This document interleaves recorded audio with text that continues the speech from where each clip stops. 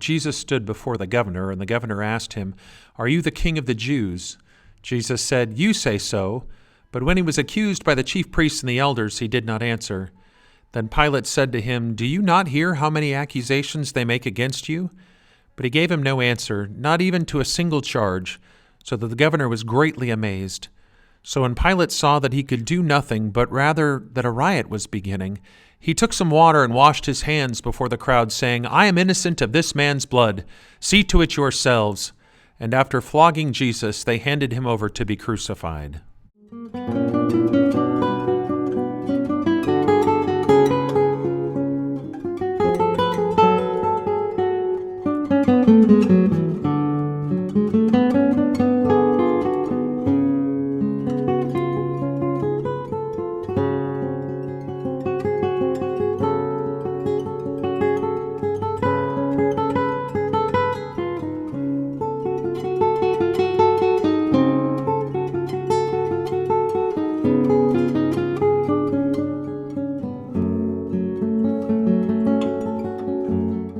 Then the soldiers went to the governor's headquarters, and they gathered the whole cohort around them.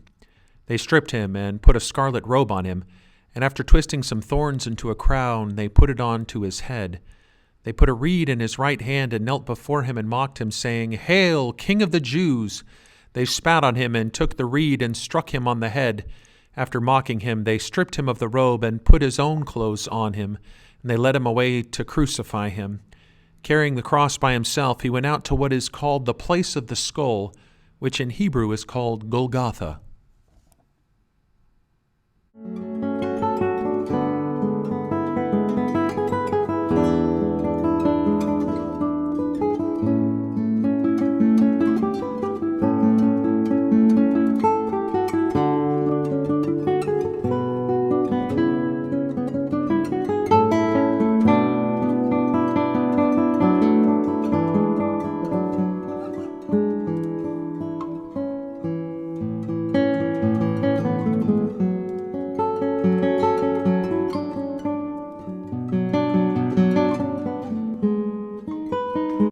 They compelled a passer-by who was coming in from the country to carry his cross. It was Simon of Cyrene, the father of Alexander and Rufus.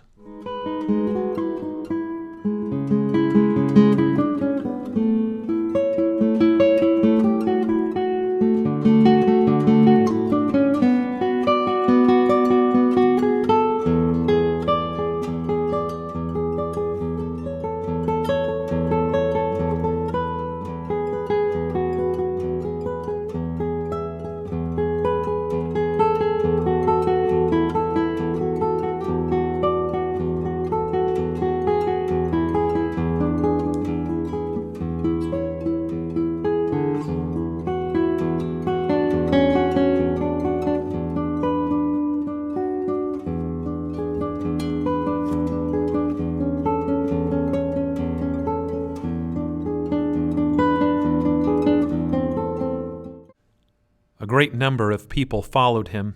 Among them were women who were beating their breasts and wailing for him. But Jesus turned to them and said, "Daughters of Jerusalem, do not weep for me, but weep for yourselves and for your children. For the days are surely coming when they will say, 'Blessed are the barren, and the wombs that never bore, and the breasts that never nursed.' Then they will begin to say to the mountains, 'Fall on us,' and to the hills, 'Cover us.' For if they do this when the wood is green, what will happen when it is dry?"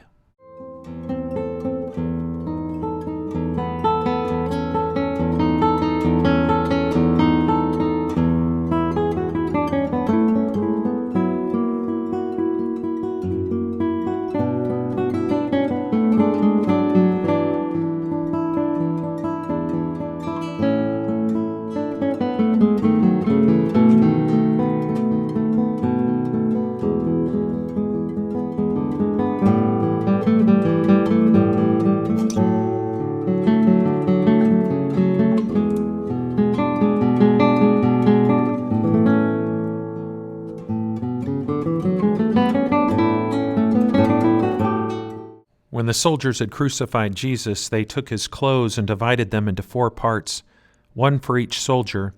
They also took his tunic. Now the tunic was seamless, woven in one piece from the top, So they said to one another, "Let us not tear it, but cast lots for it to see who gets it." This was to fulfill what the Scripture says, "They divided my clothes among themselves, and for my clothing they cast lots." And that is what the soldiers did.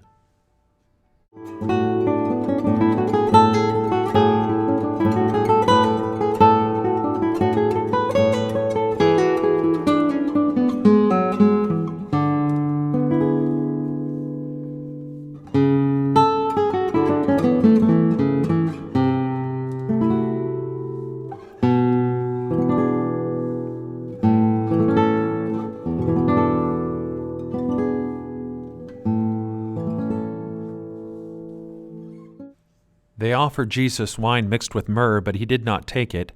And they crucified him and divided his clothes amongst them, casting lots to decide what each should take. It was 9 o'clock in the morning when they crucified him. The inscription of the charge against him read, "The King of the Jews," and with him they crucified 2 bandits, one on his right and one on his left. Who passed by derided him, saying, "Aha, you who would destroy the temple and build it in 3 days, save yourself and come down from the cross."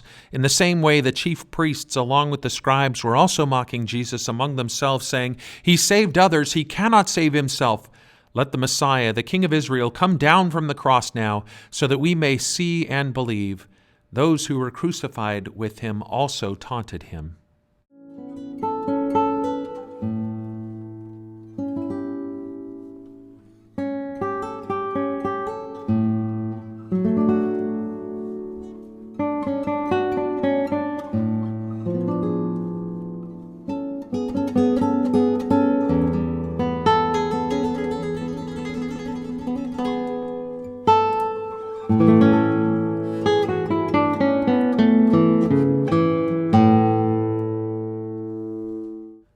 Meanwhile, standing near the cross of Jesus were his mother and his mother's sister, Mary, the wife of Clopas, and Mary Magdalene.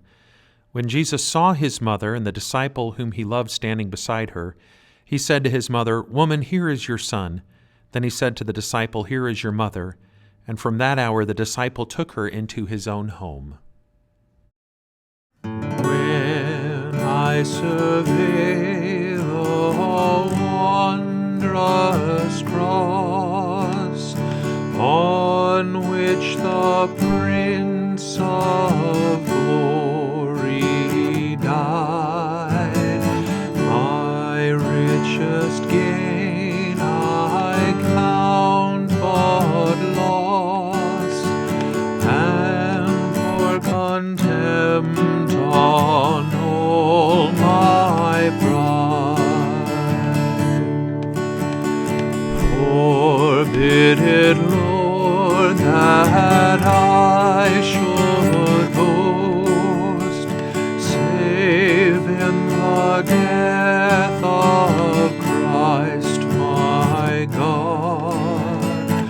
All the vain things that charm me most, I sacrifice them to his blood. When it was noon, darkness came over the whole land until 3 in the afternoon. At 3 o'clock, Jesus cried out with a loud voice, "Eloi, Eloi, lama sabachthani," which means, my God, why have you forsaken me?" When some of the bystanders heard it, they said, "Listen, he's calling for Elijah." And someone ran and filled a sponge with sour wine, put it on a stick, and gave it to him to drink, saying, "Wait, let us see whether Elijah will come to take him down." Then Jesus gave a loud cry and breathed his last, and the curtain of the temple was torn in two from top to bottom. Now when the centurion who stood facing him saw that in this way he breathed his last, he said, "Truly this man was God's Son." See from his head, his hands, his feet, sorrow and love flow mingled down. It is such love and sorrow meet, orphans compose so rich a crown. Were the whole realm of nature